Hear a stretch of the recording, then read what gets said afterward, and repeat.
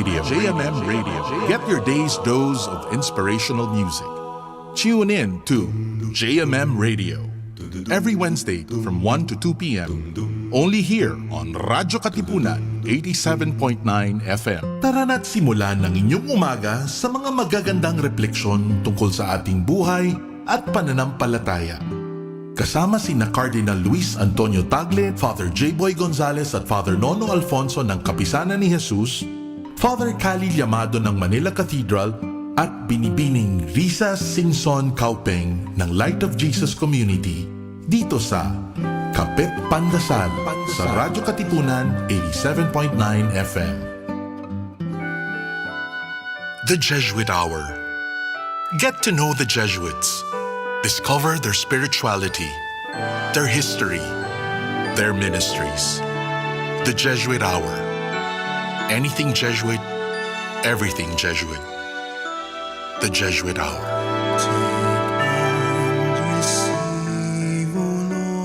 Friends, Romans, countrymen, lend me your ear. Do you long for a good spiritual read?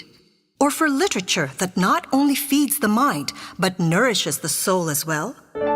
Do you want to be inspired, feel positive and hopeful about life? Then read The Windhover, the official magazine of the Jesuits in the Philippines. Written by Jesuits and their lay partners, The Windhover features real stories about the Jesuits and their various ministries. Be inspired. Be blessed. Subscribe to The Windhover. For inquiries, call the Philippine Jesuit Aid Association at telephone numbers 426-6001, locals 4890 or 4892.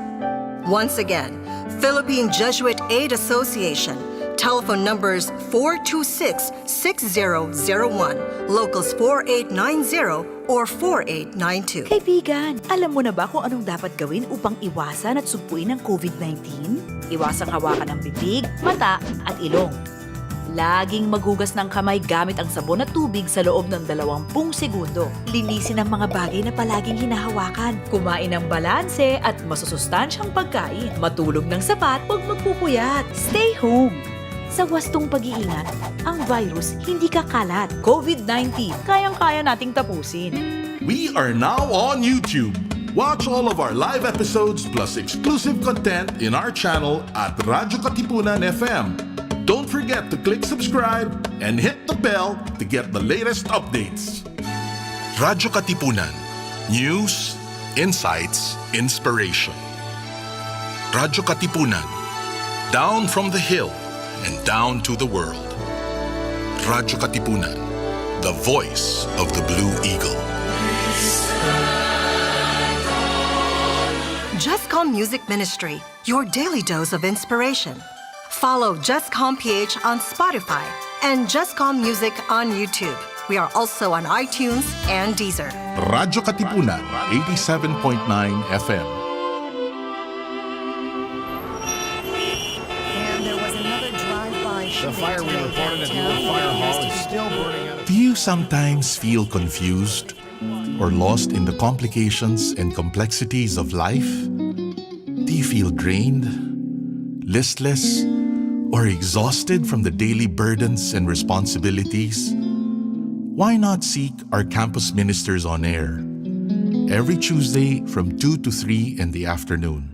Listen to our counselors from the Loyola School's Campus Ministry Office as they ground our lives in our faith, in our school's spiritual tradition. Campus Ministers on Air.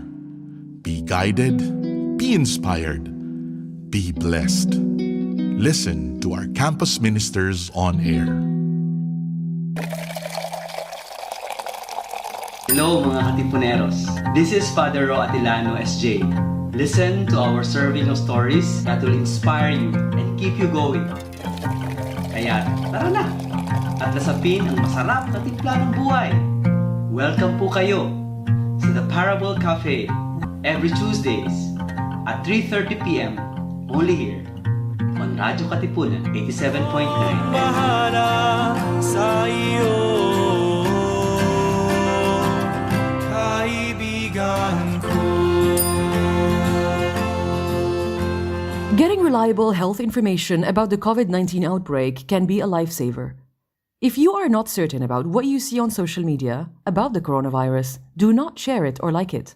Do some fact-checking by cross-checking sources or by visiting the World Health Organization's website. If it's proven to be false, don't hesitate to let people know by commenting and adding the source. During the COVID-19 outbreak, only trust official information sources and credible media outlets. Do not share unverified information. This is a message from UNESCO.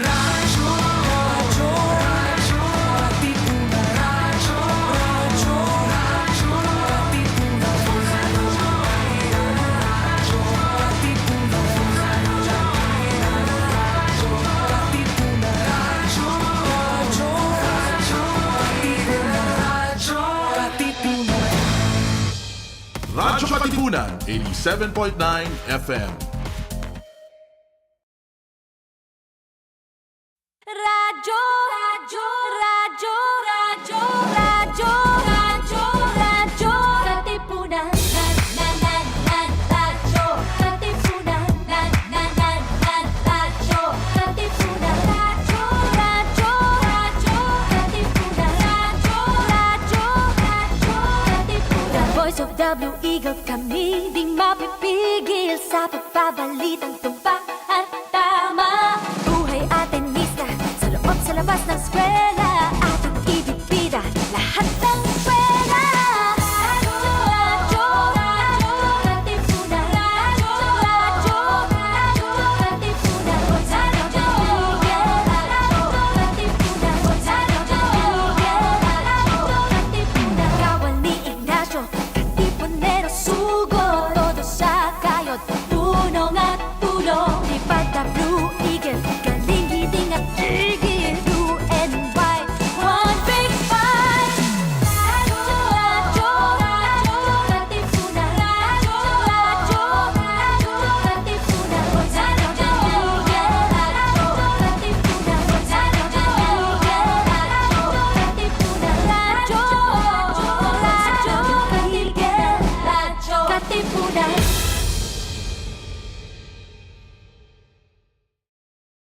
Pwede. Baka naman pwede? Baka naman pwede. Mga isyung napapanahon, ating pag-usapan. Baka naman pwede. Gamit ang mga pananaw mula sa iba't ibang kalinangan. Baka naman pwede. Mula sa Institute of Philippine Culture, kami inyong samahan, tayo'y maghuntahan. Dito lang sa Baka naman pwede. Tuwing Huwebes, alas 3 ng hapon, dito lang sa Radyo Katipunan 87.9 FM.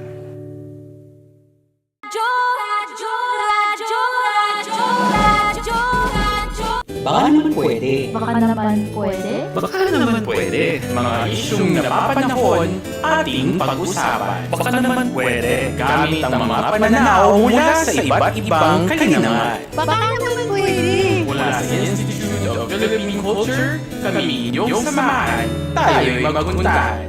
Dito lang sa Baka naman pwede. Tuwing Huwebes, alas 3 ng hapon, dito lang sa Radyo Katipunan 87.9 FM.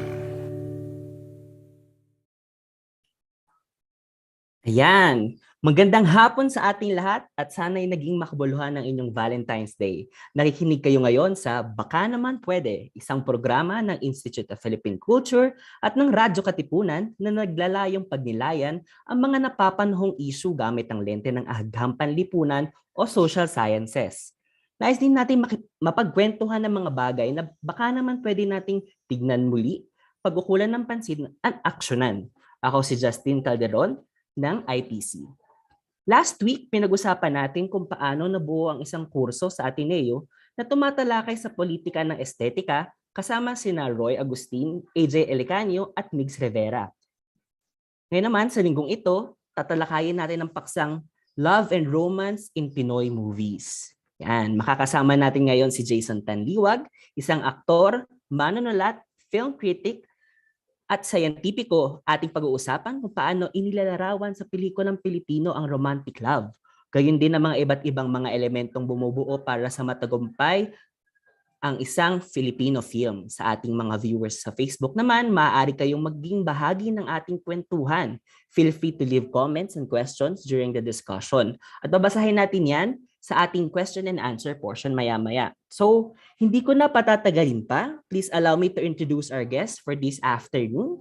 Kasama natin sa hapong ito si Mr. Jason Tan Liwag. Jason is a scientist, actor, and writer from Dagupan City, Pangasinan. He is an alumnus of film criticism workshops in Rotterdam, Udine, Yamagata, and Manila, and has served as a jury member for film festivals locally and internationally. His work has appeared in a variety of publications such as CNN, Philippines Life, Rappler, and Movie Notebook. In 2020, he was declared as one of Attitude Magazine's 101 LGBTQ Trailblazers Changing the World Today for his work in Queer Scientists PH, a visibility campaign telling the stories of queer STEM workers globally. Welcome to Baka Naman Pwede, Jason. Magandang hapon. Magandang hapon sa iyo, Jazz. Magandang hapon to our listeners. Good evening, distinguished panel of judges. I'm very excited to hear from everyone and to talk about, Pinoy rom-coms and Pinoy romance dramas. Yeah. Yun. Salamat muli sa iyong pagtanggap sa aming paanyaya na maging bahagi ng ating palatuntunan, no? So, swak sa linggong ito ang topic natin dahil tama-tama dahil katatapos lang ng Valentine's Day. So, bilang panimula nating tanong, baka naman pwede mo kaming kwentuhan kung anong mga pinagkakabalaan mo nitong nakalipas na araw at kamusta naman ang ating Valentine's celebration? Actually, hindi ako nakapag-celebrate ng Valentine's Day. So, galing akong Pangasinan, punta akong Maynila. Tapos check-in ako sa dorm. So, babalik na akong face-to-face classes here sa UP. So, the past few days have been leading up to that, preparing for that. Tapos nung Valentine's Day, nag-unpack lang ako ng mga bagay-bagay dito. So, okay naman. I guess it's a good way to spend your Valentine's Day. How about you, Jazz? How are you? Okay lang naman, naging busy, pero ito ngayon, nasa Baguio tayo ngayon. Okay, I love that. Valentine's Day, bumabiyahe tayo, papuntang Baguio. So, Jason, pwede mo siguro kaming kwentuhan kung paano ka na-involved sa mga films? Dahil nga, diba, nabanggit mo na galing ka din sa, sa molecular biology. Yeah. Okay, so actually it started because of my involvement in theater. So before anything else, like I took classes sa Ateneo in life sciences, and then nag-blue rep ako. So Ateneo Blue Repertory, theater yon. And then nagkaroon lang ng workshops when I was in grad school for film criticism. And I decided to attend kasi gusto kong nagsusulat about yung mga Oscar-nominated na mga actors, actresses, gano'n. And then yun, it just took off from there. I started writing about film thereafter. Tapos, na-invite lang ako to some things. So yun, recommendation, try out for things. You never know, right? Yeah, tama. No? Ang ganda ng ang tawag doon ng connection ng kung paano tayo na-involve sa mga bagay-bagay. So, panimulang bago simulan natin yung discussion natin, Jason, no, about sa romantic films dito sa Pilipinas. So, paano nga ba yung romantic love depicted in Filipino movies? Tsaka yung mga narratives na predominant ngayon sa Pinoy romance film. So, ano yung mga predominant narratives tsaka paano ito nare-depict sa Filipino movies? Okay. So, ang hirap nito, no? Because romance films have been around for a very long time, right? And to kind of condense like the history of rom-coms into a few hours. Siguro ang hirap nun. So for everyone who is listening, paanyaya na lang. Sorry na rin if ever we don't get to cover everything. One of my favorites always is forbidden love. Like merong aspect of forbiddenness always in love, whether that's parental rejection, whether that's wrong timing, whether that's because of class differences, so between the rich and the poor, whether that's because they're naturally enemies and they eventually become lovers. That's a huge trope that I absolutely love. Pero may aspect palagi of forbiddenness. Minsan nga, di ba, pinagbabawalan ni God, di ba? And even sometimes it's because taboo pa rin or same-sex relationships, mga ganon. So, yun, may aspect of those different kinds of narratives, definitely. Forbidden love is such a huge thing in the Philippines. And I guess, siguro in terms of how it's depicted. I think that more often than not, most romance films nowadays, most romance films in the past have been centered around a certain age bracket, right? Like usually it's between very young kids, or usually very older couples, like mga 30, sabihin natin ganun. More recently, we've been encountering a wider age ranges, we've also been encountering stories from non-heterosexual couples, so that's also interesting. Pero yun, yung mga tropes usually revolve around a certain aspect of forbiddenness, and I guess yun yung kahon na binabangga in the term of Wikili ng mga different narratives here in the Philippines. May sense ba? Parang yung pinaka naalala ko na yung, I guess one of the, yung mga tumatak was yung boxing, nakalimutan ko na yung title yung boxing film ni Juday tapos ni Piolo. Talala mo yan? Ano ko siya. Yeah, tapos yung forbiddenness niya comes from yung isa coach, tapos yung isa yung trainee and all of that. So yun, palaging merong aspect of love that is, I guess, forbidden. Meron ng mga ibang meron rin yung excess, Back to Lovers ulit. Back to Lovers, yeah. One More Chance is a very good example of that. A queer example of that is Sila Sila. Kung napanood yun, that's a 2019 film. So, ayun. May sense ba yung sinasabi ko? Actually, actually dun sa Forbidden Love nga, may naalala akong certain movie nung bata ako na pinapanood ko, yung kay Erich tsaka kay Enchong B. Oh my yung God, I Do. Yung, okay. di ba, Enchong comes from a rich Chinese family, tapos parang nabuntis na si Erich. Hindi tanggap nga si Erich dahil parang, syempre, hindi siya Chinese lineage, ganun. So, parang nabuntis dun si Erich. Tapos, so, kailangan maghirap ni Enchong D para makapag tawag doon, masuportahan yung anak nila. So yun, natutuwa lang ako kasi madami nga gano'n, yung gustong-gusto natin, yung mga forbidden, yung mga pinagbabawalan, pero go lang, sige, push natin. Kasi parang yun nga, parang madaming nakaka-relate sa mga gano'n, I think. Yeah, and I think yung kind of aspect ng forbiddenness ng love, merong, and I guess we'll get to this in the next question, maybe we can flesh it out, pero meron yung aspect na gustong patunayan ng mga people who are in love that they can overpower these kind of barriers, diba? Whether it's a social barrier, it's a cultural barrier, a political barrier, a familial barrier, or minsan yung barrier lang nila is yung sarili nila because they can't love themselves, o diba? So, ayun, those are, I guess, parang it's a journey to find yourself minsan yung nagiging ano. So siguro pwede tayong mag-proceed dun sa next question natin. Sure. Yung mga ingredients ng ng successful Filipino romance film Tsaka yung parang the point na it's too deep, na parang anong aspect ng Filipino culture yung depicted sa mga romance film. Okay, I mean we all know this, pero one of the key aspects of a successful romance film is a strong love team. Sa Philippines, for some reason, I mean, if you look at other cultures, I don't know if meron silang love team, diba, na persistent that can span like generations, diba? And that obviously entails like good chemistry between two actors, but also like yung capacity nila for different I get a range of characters, diba, that can play all of those tropes that we said, na pwede silang maging maldito and everything, pwede silang maging, I don't know, from different classes, I guess if I think about what makes a successful rom-com, I have to think about what makes a successful, I guess, leading man and a leading woman. Usually kasi Filipino romantic films are centered around heterosexual couples, right? Yeah. So when I think of like a successful, I guess, leading woman, I think of like either a very strong character or a very gentle woman, right? But then when I think of a leading man, actually, nagbabasa ako ng libro recently ni Richard Bulisay called Break It to Me Gently. It's a great book on Filipino film criticism. And I think may chapter doon on She's Dating a Gangster. Tapos napaisip ako, I loved She's Dating a Gangster. Napanood ko siya sa bus. Ako din. For some reason.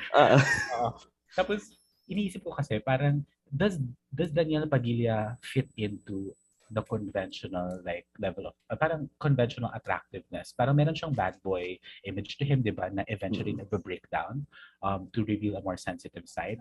Pero hindi naman lahat ng leading men ganun. And I realized na a characteristic of a leading couple is that one of them has to be forgivable and another one has to be like forgiving. Sobrang labo nun, ano, if you think about it. Pero if we look kasi at the pantheon of rom-com, ay parang romantic couples, usually yun yung parang narrative na na na entail yung na one of them has to make a mistake and then one of them has to forgive that person for that mistake, diba? Or maybe not, pwede rin naman hindi, pero for it to work, yun usually yun nakikita ko. Yeah, what about you? Yung sa akin kasi parang nakikita ko parang patok na patok talaga sa atin kasi compared to other countries, sa atin yung parang pinakamalakas talagang love team eh. Pag gusto mo bumenta yung pelikula mo, kailangan humanap ka ng love team na kahit anong script yan, yung range of spectrum na nakaya nilang gampanan na ng mga characters, sobrang lawak eh. Kaya yung sa Katniel, for example, yung She's Dating a Gangster, House of Us, hanggang nagmamature na yung roles nila eventually. So normal, nag-start sila sa chami-chami, na nabebenta sila sa chami, pero as parang yung career nila yung mga films na napupunta sa kanila, more on mature roles, mature kind of love, hindi na yung parang high schoolish Wattpad story na adapted into a movie, ganun. So yun. Pero patok pa rin yun Can I just say? So, I remember watching, oh my God, sobrang funny. So, nanood ako ng Love is Colorblind ng Don Bell. Oo. Ako personally kasi I don't know a lot of like hindi ako masyadong nagsusubscribe to the love team culture, pero nakikita ko yung power niya. So magkaiba yun. Tapos pinanood ko yung Love is Colorblind and meron siya ng mga aspects of forbidden love, right? Spoiler alert na lang sa mga hindi pa napakapanood ng Love is Colorblind, pero yung Love is Colorblind is follows obviously yung character ni Donnie, parang pinagbawalan siya ng nanay niya na in love kay Belle Mariano, di ba? Yung character ni Belle. And they're reunited because parang Donnie needs help because he's gone colorblind because of an accident, right? And iniisip ko lang na even if I don't necessarily believe the material, it's not always kasi na the material is of a certain caliber or whatever. Pero naniniwala ako dun sa chemistry nila and sometimes that carries it through. And when I think about other cultures, I don't necessarily believe that they have a star system rin eh. A star system, like usually they rely on movie stars. That's usually very Hollywood. I think sa Philippines, meron din ganon. I mean, if you have a love team, sometimes enough na yun to pull in like the box office ratings. I mean, I think Love is... Hello, Jason. Ayan. So, hintayin natin makabalik si Jason. Siguro, nagkakaroon ng technical problem. So, yun nga, yung sinasabi ni Jason, yung about dun sa love team natin.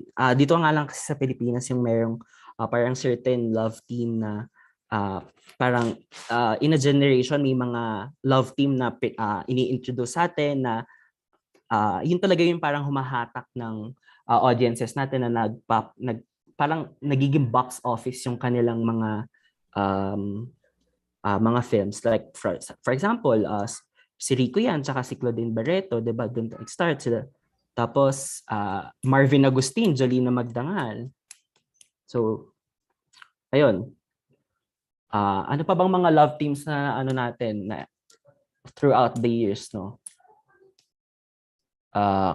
So yung mga ngayon, mga love teams natin ngayon, sila Katniel, sila JD, tapos Liza Soberano, Enrique Hill. So yun talaga yung mga films nila na parang pag sila yung nagiging pumapatok kasi nare-reel in ka nila dun sa on-screen chemistry nila and kasama pa din yung mga off-screen chemistry na binebenta sa atin ng media, 'di ba? Ayan. Tapos, Ayan, so wait lang natin si Jason kasi medyo na-disconnect din si Jason. So yun, sa mga viewers natin sa Facebook, baka naman pwede nyo i-comment yung mga favorite Pinoy romance movie nyo or mga TV shows na napanood nyo na sobrang kinikilig kayo. Kasi recently, di ba, ayan, recently yung mga napanood nating mga teleseries at saka mga movies before ay pupunta na sa mga streaming platforms such as Netflix. So yun. Hello? Ayan, Jason, you're here Hi. na. Yeah. I'm here. Yeah.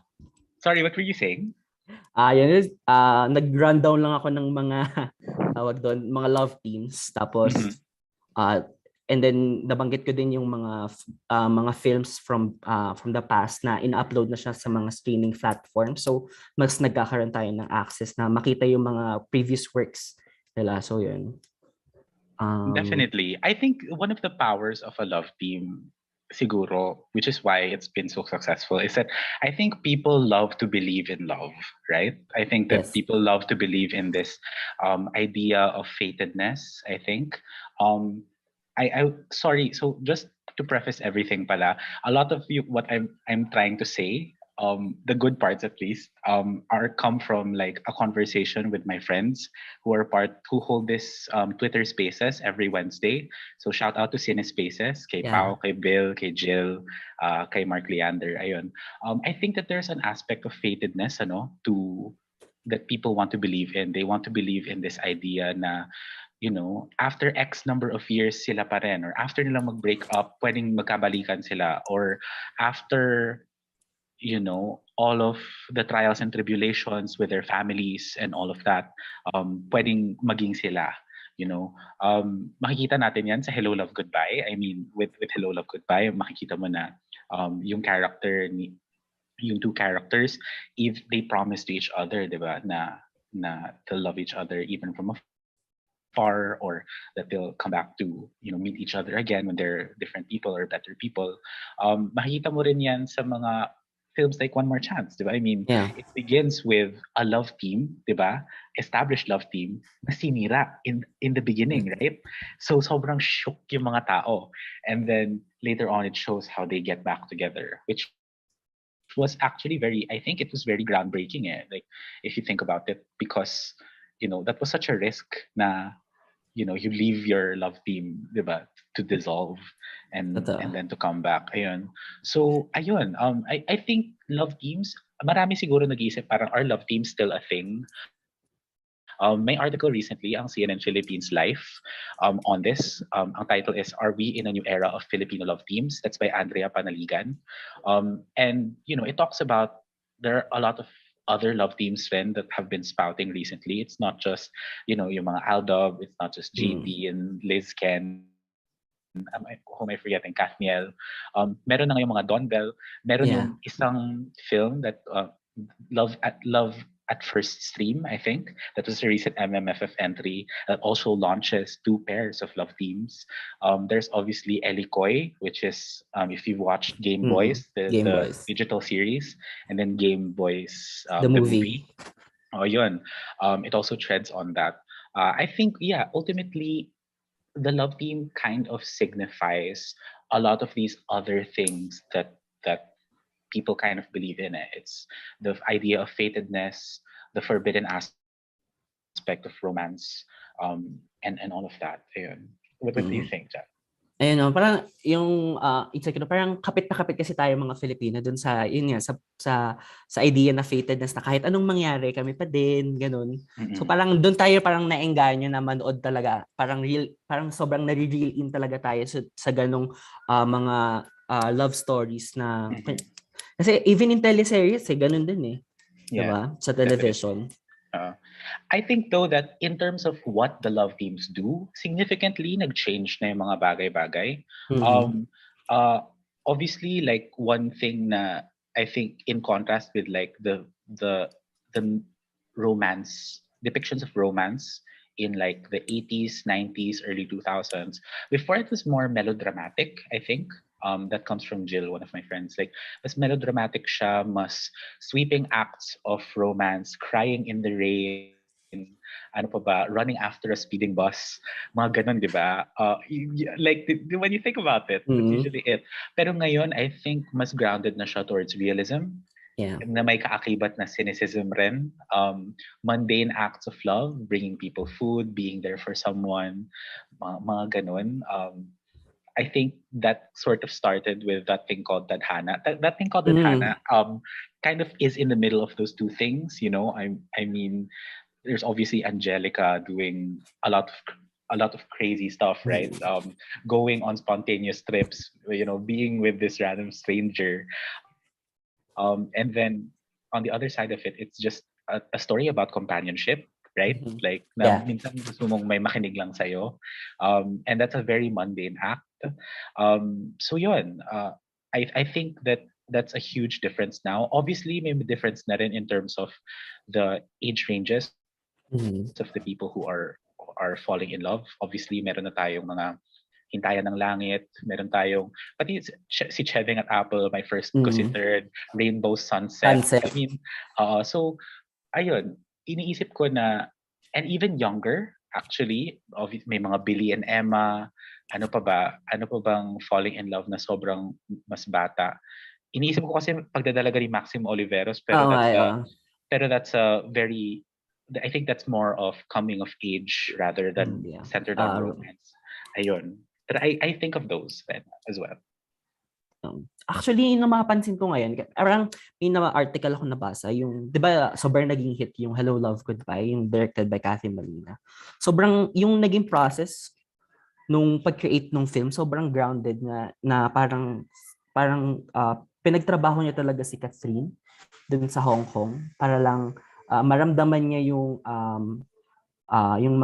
mga experiences ng OFW na parang hindi lang love yung ino-offer niya, na parang pag yung sa film mismo parang sobrang relate ka kasi parang, di ba, it's a love story na ang setting ay sa Hong Kong na mga OFWs. So parang yung mga Filipino, syempre sobrang real in nila dahil parang sino ba namang hindi sa isang pamilya mo na hindi nag-OFW, di ba? So parang yun yung mga nakikita ko ngayon na parang sobrang sobrang grounded na sila. Hindi na siya parang yung unlike yung mga other films dati na yung sobrang niya, talagang dramatic yung parang medyo out of this world na yung minsan yung ibang scenes, yung ibang lines. So yung ngayon para talagang more on na parang na yung nakikita natin on screen, parang yun din yung minsan na nararanasan natin dun sa in real life.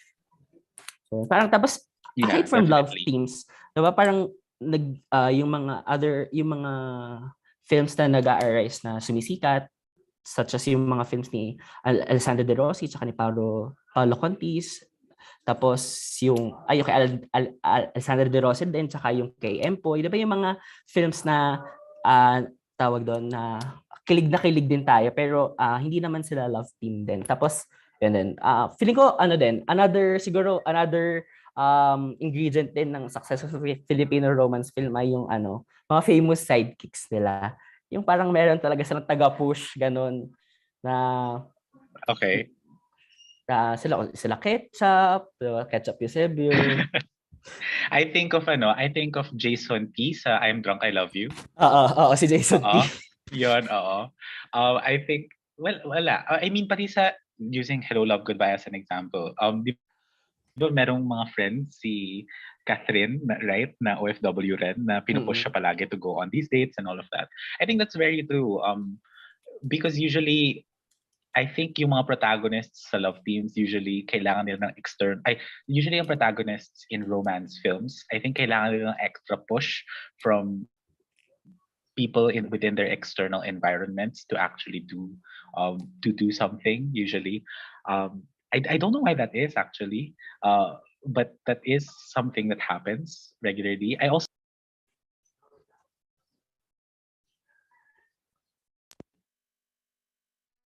Hello, Jason. Hello. Yeah. I think before that there was this huge need for parental approval. But I don't know if it's there anymore. I think parental approval was such a huge thing in the 80s to the early 2000s, and then now not so much. I think when I think of parental approval, ang naalala ko na lang siguro is Four Sisters and a Wedding. Yun. Which isn't super much a romance as it is a family drama. Pero obviously the central event there is the wedding itself. So yung parental approval, yung concept ng pagligaw, yung idea of marriage as sort of endgame, parang I don't see as much of that anymore in more recent romance films and romance dramas. Usually rin, parang I think mas okay yung idea ng mas okay yung mga Filipinos with single parents, ano pa ba, like separated parents and all of that, which I think is actually very very very nice, like na hindi na nagdi-discriminate against like certain family types.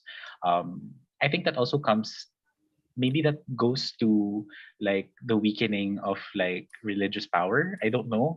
I don't know if weaker talaga, or maybe I'm just caught in my own bubble with it. Pero ayun, I don't know if you agree with me. Do you see those things? Actually. Kasi parang ngayon parang ngayon sobrang yung mga recent films parang about young love, parang yung mga parents nila, okay, go. Parang kasi dati may mga concept pa ng payag ba ako dyan sa magiging ka-relationship mo, yung parang ganun. So tapos actually tawag doon, ayun nag-message si Jessie na parang yung usually mga films ngayon hindi na siya happily ever after agad. Usually open-ended yung mga endings. Like sa ano bang mga films ang open ending? Dating called Tadhana, tapos Hello Love Goodbye, I think. Hello Love Goodbye. An open-ended, Tapos, ano pa yung mga open-ended? Yung kay Liza Sobrano and Ricky Hill, nasa UP. Alone Together. Alone Together. Tsaka Never Not Love You. It's an open-ended. Yeah. So, parang yun yung nagiging, yun napapansin namin ngayon, na parang ganun nga yung mga, tawag doon, yung mga nagiging ending ng mga romance movie ngayon. Yeah. I think it comes it's up to you. Weird, no? I think it comes from a place of, before, I think there was a huge premium on certainty, right? I mean, marriage, ligaw, parental approval, may kind of steps to arriving at like a sort of perfect idea of romance or of love, with marriage kind of being the I guess ultimate goal, but I think now, I think it's more of wrestling with uncertainty. I think that also comes from the realism, the cynicism. Maybe that also comes from this idea na, walang steps necessarily to that ideal form of love. Parang may aspects of it na you kind of have to personalize, versus like, di ba, usually if you think about that, those steps usually may template. I don't know where that comes from. I don't know if that's because of like economic na burdens of, I mean, mahal magpakasal basically, and there's just that cynicism around it, or maybe people are just less romantic. I don't know. But I think patok pa rin kasi ang romance films. I mean, Hello Love Goodbye was 2019, right? Like, and I mean, kung titignan natin yung rise ng pati yung mga Filipino na mga BL, obviously, like, people love this idea of falling in love. And people love romance, and people love supporting people who kind of believe that, diba? And I think may aspect pa rin of fantasy, even in the realism, right? I mean, yung ideal mo na kiss, alam mo yan. Ideal date, ideal kiss. Ideal date, oo. Or parang, like, prom, usually, I mean, naalala ko kasi like, ano ba yun? Love Beneath the Stars, I think, is a TV series. And also Boy Foretold by the Stars, which is the movie that kind of preceded it, have that kind of dream scene, diba, with the lanterns and everything. So may aspect pa rin of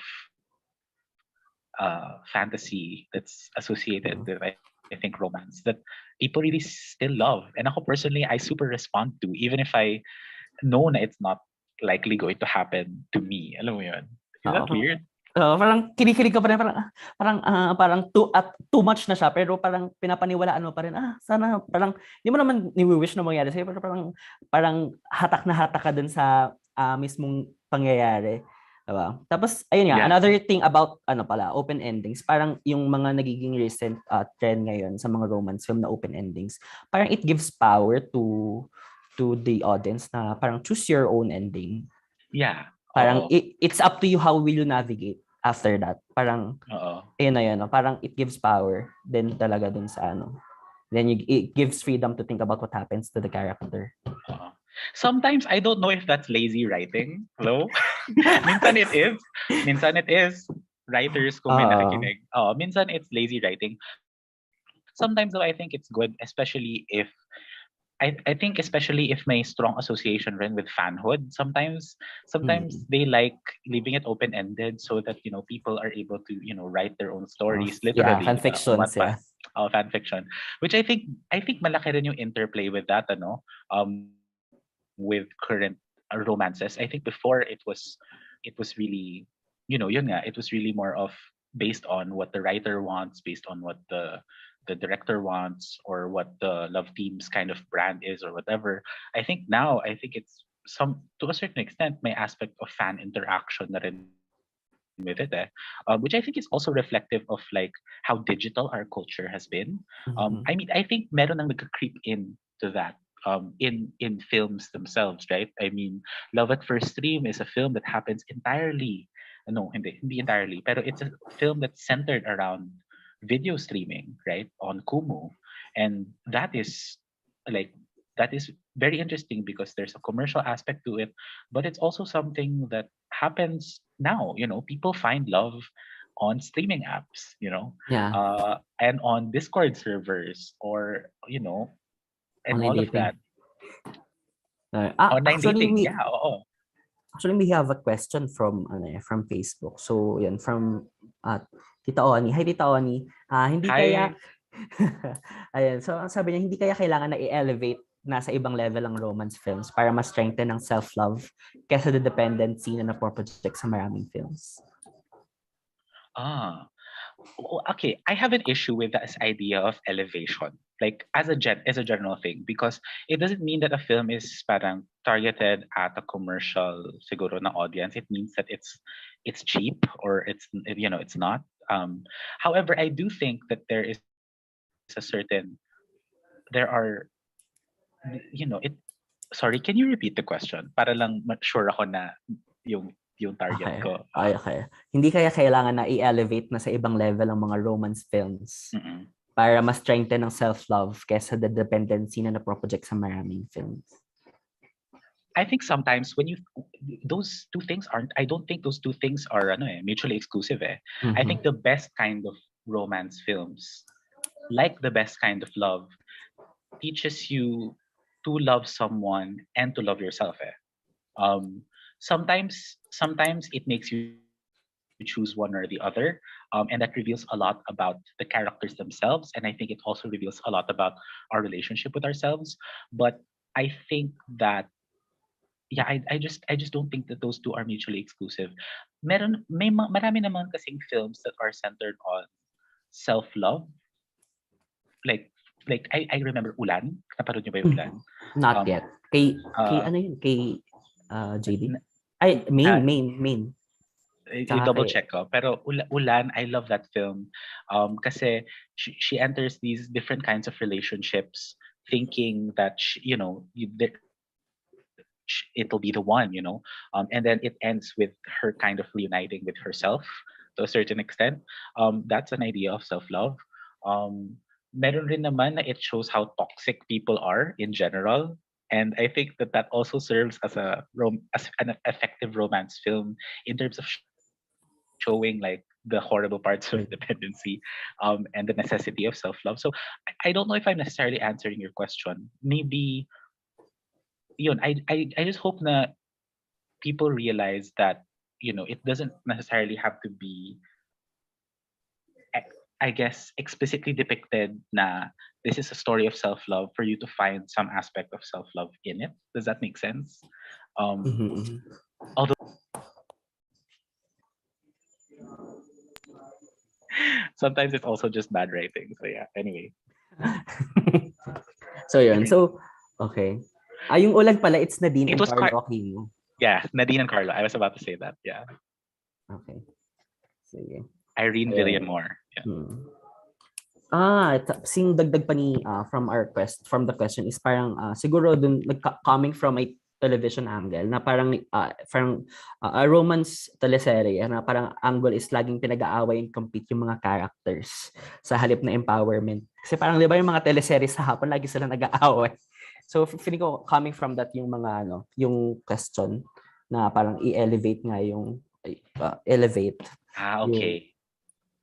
Pero kasi I think mahirap to compare. So ang hirap mag-compare nung three So I think mahirap i-compare ang television, ang film, and ang digital series.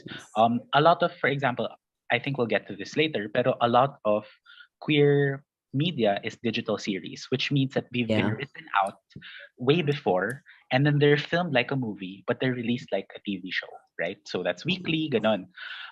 Movies, write, film, post-prod, and then release in one parang watch, right? With television, it's something that is filmed across time, and so you need the conflict to keep going. And sometimes the conflict is every episode, and that's why it's like that. So I definitely think it's also very difficult to do that. Sometimes, yeah, totoo, does get tiring na parang away lang ng away yung mga love interest, diba? And it's usually about the same thing. But then I think that's also an aspect of the form itself, like of a telenovela, or of ano ba yung mga romantic family drama na Mara Clara. Mara Clara, yeah. Mga ganon. Diba? Na, or yung mga nagbubuhusan lang ng acid or something. It doesn't necessarily yun. So, because at any point, parang any person from an outside audience has to go in and then to see na, okay, this is, and to understand the relationship from that one episode alone. It does make for something repetitive, in all honesty. I'm not always a fan of it. But it's also something that I think is inherent in the form. I wish it were different, but that also entails like restructuring television in the Philippines as a whole. Ayun. Actually. So yun. Nabanggit mo nga kanina yung mga recent queer films, BL series sa digital platform. So how would you explain the recent rise of depictions of queer love in Pinoy romance films? And do these ascribe to traditional love story structure in Pinoy romance film? When you say traditional, I do think that actually a lot. I do think that a lot of queer romances on TV, whether that's between two males or two females or everything else, right? I think a lot of them still subscribe to heteronormative like relationship expectations, in all honesty. I mean, kailangan, for some reason, meron palaging feminine, meron palaging very masculine, merong kailangan mag-out, merong hindi out. So, there and yun nga, this idea rin of coming out is still very heteronormative, I think, also. So, to a certain extent, I think that they ascribe to some aspects of traditional love stories, right? Whether that's within the Philippines or whether they adopt it from something like South Korea or Thailand in some cases, right? Meron pa rin mga tropes yan na sinusundan yung mga tao. At sometimes it doesn't work, in all honesty, but then sometimes it also helps audiences connect them to something previously familiar to them. Minsan that's what they strive for. I'm personally not a fan of that. Siguro and I think yung sometimes because they ascribe to these traditional stories of love, or these heteronormative kind of ideals, minsan that's one of the reasons bakit sila pumapatok. I think though that there are ones that are, I think Game Boys does kind of go against a lot of those things. Like it doesn't necessarily, I mean the series, it doesn't necessarily explain na parang like bakla ako or anything. Parang taken na siya as a given. I think that it's also like quietly radical, and it kind of queers a lot of different things, But in some ways, it still does subscribe to the Filipino tropes to also make it recognizable to audiences. Yun yung mahirap, I think, with television and with TV and with digital series na you kind of have to rely on certain things to make sure that your audience connects them to previous work and all of that. Whereas with film, you kind of have, well, depending on the kind of film, if it's not in studio systems, usually you kind of have a leeway to experiment and to do whatever. Siguro when I think about like romance films na sobrang gusto ko, I think about Tokwifi, which is like a short film about about an indigenous person and a person who falls from the sky in a TV, who lives in a TV set. Di ba, napaka-weird nun. I think of Pusong Bato ni Martica Ramirez Escobar, who is a woman who falls in love with a rock. It's very weird, pero yun, kasi ginagamit nila minsan yung heteronormative or yung mga traditional na aspects of the storytelling, pero sinasubvert nila. So it queers this idea of ano nga ba ang pag-ibig? Saan ba nanggagaling ang pag-ibig? Sino ba yung dapat mahalin at hindi mahalin, di ba? So yun, iniisip ko yun when it comes to these things. It's also very possible for queer romances, meaning queer romance films or TV shows, to only have queer characters but to not be a queer romance. Does that make sense? Na maybe it's not queering anything. Wala siyang question na structures, di ba? And I think that boils down to the writing, to the directing, kasi minsan kapag palitan mo lang yung, di ba, pag palitan mo lang yung characters, parang it maybe sometimes it's the same story. It has to be na it exists because they're queer, and all of that. Ayun. So I don't know if people will necessarily agree with me. Maybe I'm wrong. I'm very happy to like be proven wrong as well. Pasite na lang ng sources para ma-improve ko rin yung writing ko and yung perspectives ko. Pero I think that's where I'm at. Yun, to my knowledge. Ikaw, Jazz, like what do you think? Kasi ako parang siyempre pinanood natin yung mga yung recent races, sinabayan natin yung pagpanood ng mga tawag doon queer love in Pinoy romance film, yung mga yung Game Boys, ano yung kila JC, I forgot. Hello Stranger. Hello Stranger, yung kay The Boy Foretold by the Stars. Parang para sa akin parang ang dreamy pa rin niya, na parang ang gusto ko kasi parang ako for me, ang gusto ko makita sa mga coming soon films na queer, na tackles queer love, is yung mga talagang nararanasan ng mga queer people. Yung obviously yung coming out, pero yung mga struggles nila talaga real life struggles, yung kunyari for example a couple magpartner sila na queer people, na parang how do they manage to live together, parang pag yung hindi lang dun sa part na nagligawan sila, parang nakita sila tapos naging sila, parang I want to see further, parang more than that, parang yung talagang naranasan nila on how they navigate, parang yun yung gusto ko maipakita pa on how they navigate sa mga films na on queer love, yung how they navigate the relationship, on how they navigate life. Yeah, I understand what you mean. Actually, napansin ko yung best na queer na romances that I've seen really have that aspect of class struggle palagi, or parang a struggle in terms of space for some reason, like living in the same place or disagreeing about, existing in the same place. Yun yung favorite ko. I don't know if may sense yung sinasabi ko, pero yeah, I see what you mean. Yeah. So moving forward, so paano kaya natin in your opinion, paano natin normalize yung queer romance sa mga Pinoy movies? Kasi parang ngayon parang during the pandemic, parang sinabayan lang natin yung wave ng together sa Thailand. Tapos yun, naglabasan yung mga queer films na parang yung the marketable BL series, BL films. Tapos parang nag-die down na siya ulit. So yun. So parang paano natin pa siya mano-normalize yung queer romance in Pinoy movies?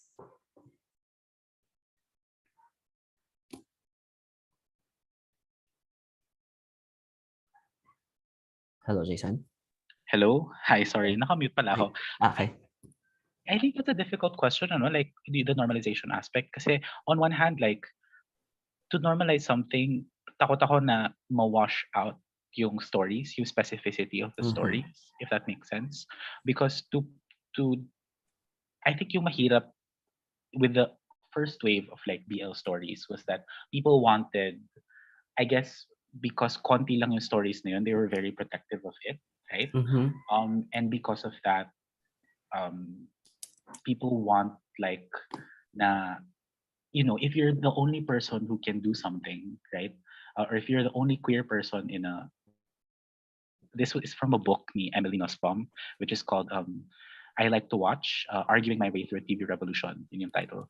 And then she talks about how if you're the only Black person on TV, or if you're the only gay person on TV, people will want you to be everything all at once, and you will disappoint a lot of people because may pressure to be perfect, to be good, to be representative, to be empowering, diba? But in reality, there are a lot of queer people who are not empowering, who are horrible, who are, and there are a lot of queer romances that don't work, diba? I think the only way to normalize, queer love or queer romance and representation and all of that is really to start producing more.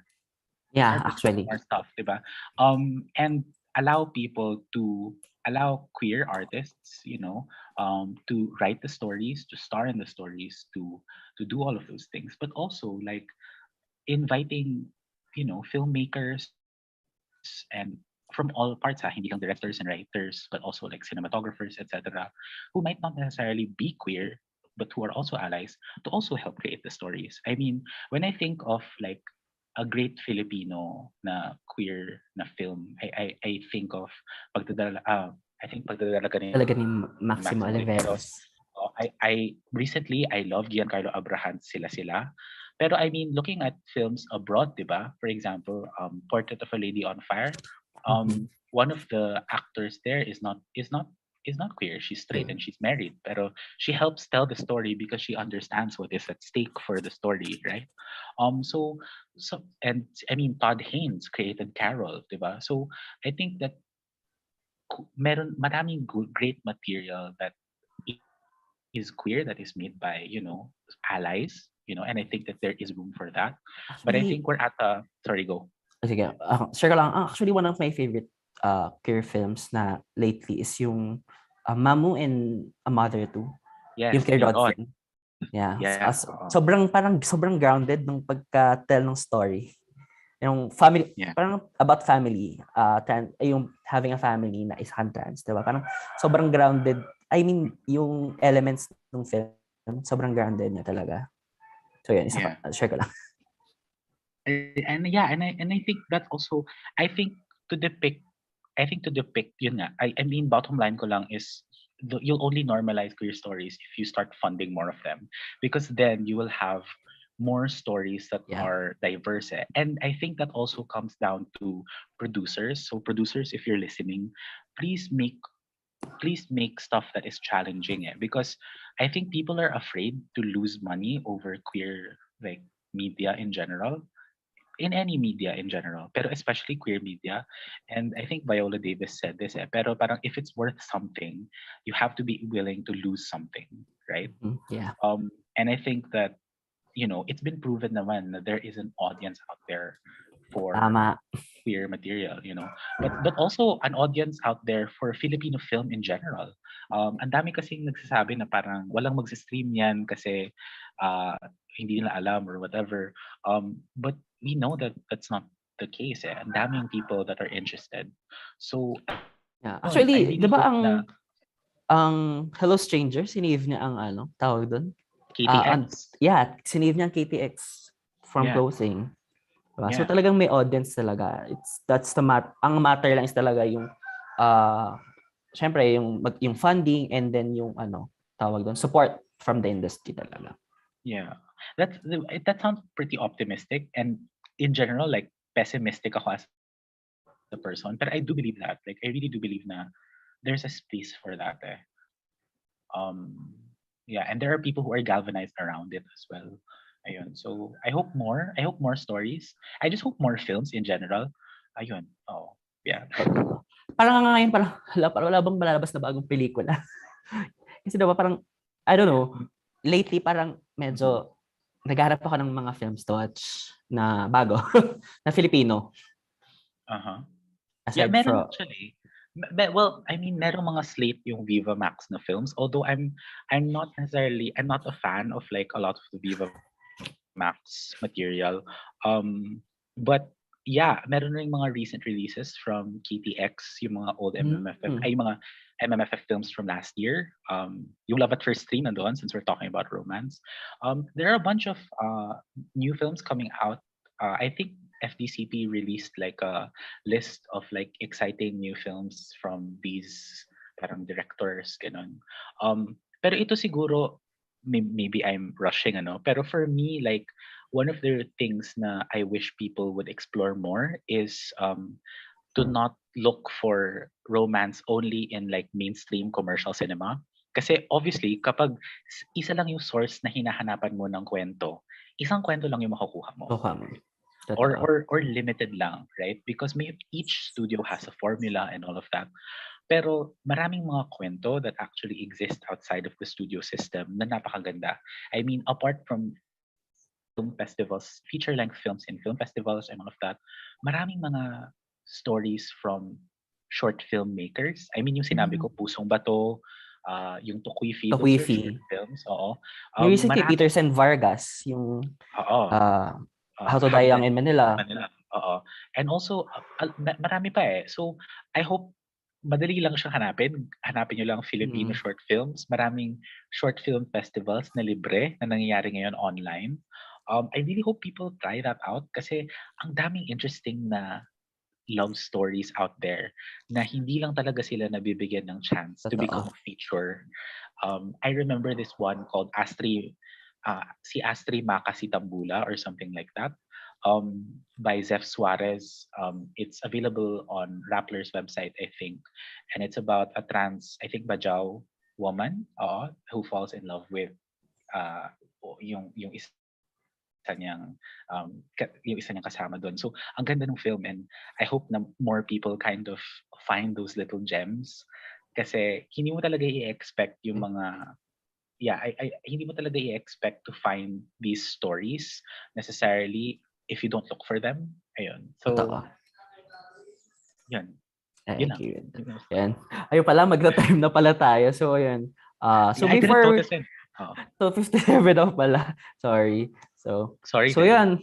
Thank you, Jason. Thank you so much, Jason, for taking your time with us. And maraming salamat sa ating naging kwentuhan ngayong hapon. So, yun, before we end, Jason, hingi tayo ng pababaon mula sa'yo. So, baka naman meron kang mensahe para sa mga kababayan nating tumatangkilik ng Filipino romantic films at bumubuo ng industriya ng pelikulang Pilipino. Pero simulan natin siya sa yung sagot natin sa baka naman pwede. Dahil ngayon, doon nga tayo nagtapos doon sa discussion natin na sana mas i-search pa natin yung mga films sa iba't ibang platform since madami talaga tayong mga films available. Yan. As a person na baka naman pwede kung hindi nyo mabayaran yung films, and if you siguro acquire them illegally or whatever, sana naman pag-usapan nyo siya, tweet about it, share it with other people na maganda ito, na worth it bayaran to. Kung may pagkakataon na panoorin nyo siya sa sinehan, please support it, especially if you live in QC kasi ang QC I think suspended ang pa-check na lang, pero suspended yung parang entertainment tax, so most of the money goes to the producers and everything. So ayun, sinusuggest ko talaga na suportahan nyo yung pelikulang Filipino in many ways. You can just tweet about it, you can just share it with your friends, you can write about it, that's also a form of supporting it. Ayun.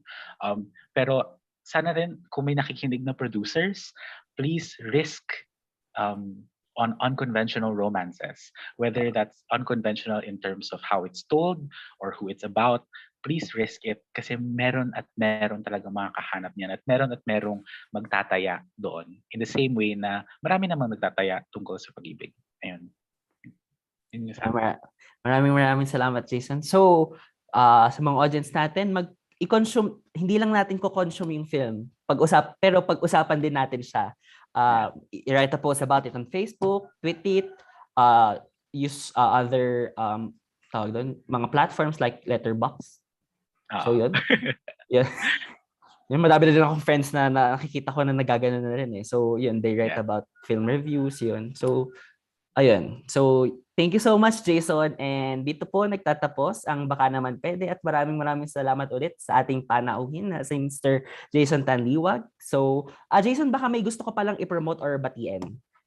Siguro gusto ko i-promote sa Saturday, I think, at 8 p.m. magkakaroon ang Cine Spaces. So that's #CINESPACES. Magkakaroon ng Cine Spaces ng discussion about martial law films. I think that films depicting martial law, films that were filmed during the martial law era, I think dahil they helped me so much with this discussion. I think definitely like pakinggan nyo yun. Napakarami nilang interesting points. They're talking with historians and everything. I would love to promote that. I also write a lot for Rappler, for CNN Philippines Life. You can check out my writing at those publications. If you want to follow me on Letterboxd, to see yung opinions ko of film and what I watched, Jason Liwag lang. And on all social media sites, I'm Jezebel, JASEYBEL. Ayun. Thank you so much, Jazz, and thank you so much to everyone here, ayun, for listening and for even taking the time to have me as a guest. Ayun. Thank you so much, Jason. So yun, no? In connection dun sa Cine Spaces on martial law films. So next week naman, samahan nyo kami ulit sa aming susunod na episode na tatalakay at magbabalik tanaw sa EDSA People Power Revolution ng 1986. Makakasama natin sina Dr. Michael Pante at Dr. Maynardo Roy Mendoza ng Ateneo History Department. Baka naman pwede nyong i-like ang Facebook page ng Institute of Philippine Culture, fb.com/AteneoIPC para sa iba pa naming announcement at events. Until the next time, ako po si Jaztine Calderon. Tayo patuloy na mag-ingat at laging tandaan kung may gustong maunawaan, baka naman pwedeng pag-usapan.